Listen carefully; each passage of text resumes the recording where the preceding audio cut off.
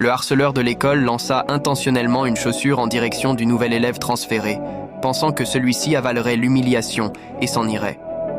Mais, à sa grande surprise, le garçon lui rendit un regard féroce.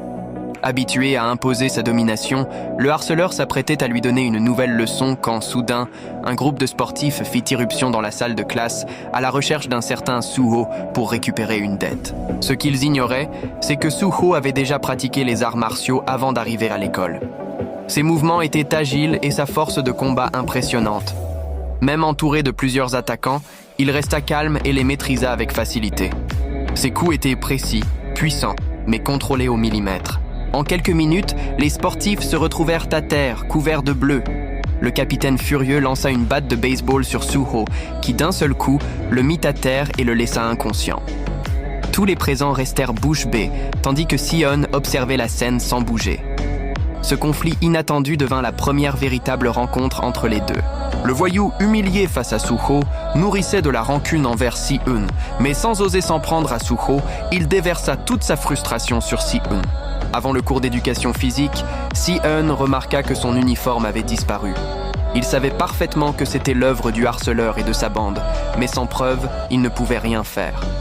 Pendant l'épreuve physique, Si-eun devint la risée du harceleur. Alors que ses camarades étaient déjà épuisés après avoir couru 200 mètres, Suho, lui, termina l'épreuve sans difficulté et battit le record de l'école. Lorsque le harceleur se moqua de Si-eun, cela attira l'attention de Suho, qui ne pouvait tolérer cet abus de pouvoir. Il retira alors une chaussure et la lança vers le harceleur et ses amis. Bien qu'en colère, le harceleur reconnut l'habileté de Suho et dut reculer. Mais cela ne fit qu'alimenter encore davantage son arrogance. À la fin du cours, Si-eun s'approcha du harceleur pour lui demander de cesser de le harceler, mais celui-ci interpréta cela comme un défi. L'un de ses complices attrapa Si-eun par le cou. Heureusement, le professeur arriva à temps pour éviter le pire.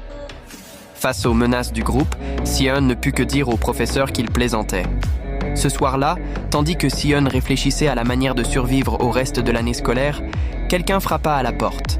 En ouvrant, il vit Suho, qui travaillait à temps partiel comme livreur de nourriture. Avant que Si-eun ne puisse réagir, Suho demanda à entrer pour boire un verre d'eau et c'est ainsi que commença leur première conversation formelle. Le lendemain, à l'école, le voyou s'installa sur le bureau de Si-eun, affichant clairement son hostilité.